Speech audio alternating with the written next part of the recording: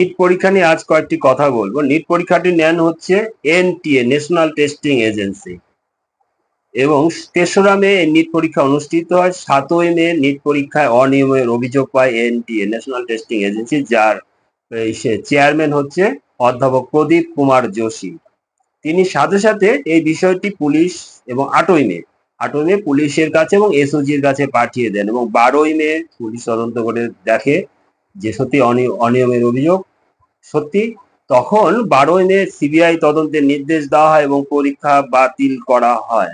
ভালো করে শুনবেন।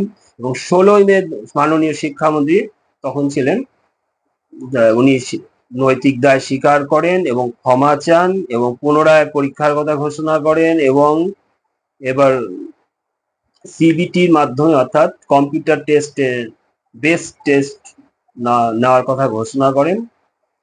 তারপরে হচ্ছে এবং নতুন করে পরীক্ষার কথা ঘোষণা করেন, এবং ২১শে জুন নতুন করে পরীক্ষা সফলভাবে অনুষ্ঠিত হয় নিট পরীক্ষা, এবং ১৬ই জুলাই পরীক্ষার রেজাল্টও বের হয় এবং নিট পরীক্ষা সফলভাবে রেজাল্টও দেওয়া হয় এবং কাউন্সিলিং চলছে।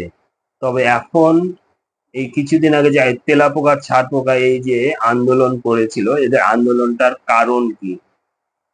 এই আন্দোলনের কারণ পরবর্তীতে কোনো ভিডিওতে আমি বলবো। আমি যতটা বুঝেছি, এরা আসলে ধর্মেন্দ্র প্রধানের পদত্যাগ চেয়েছে। কেন? অর্থাৎ ধর্মেন্দ্র প্রধান যে টোটাল সিলেবাস চেঞ্জ করেছেন অনেক কিছু, যে মুঘলদের অত্যাচারের ইতিহাস, তারপরে হচ্ছে আমাদের হিন্দু রাজাদের ইতিহাস সংযোজন করা এবং মুঘলদের অত্যাচারের ইতিহাস তুলে ধরা, এগুলো এটার পরবর্তীতে কোনো ভিডিওতে বলবো, এখন আর বলছি না। কারণটা এই জায়গায় এরা, আর নিট পরীক্ষা আন্দোলনকারীদের দেখেছেন, এরা নিট পরীক্ষা আন্দোলনকারী, এরা নিট পরীক্ষার আন্দোলনকারী দেখেই বুঝে গেছেন।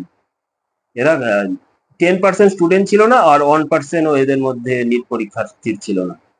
যাই হোক, স্বাধীনভাবে মতামত প্রকাশ করুন এবং স্বাধীনভাবে মতামত তৈরি করুন, কারো দ্বারা প্রভাবিত হয়ে না। যুক্তিটা দেখুন আগে।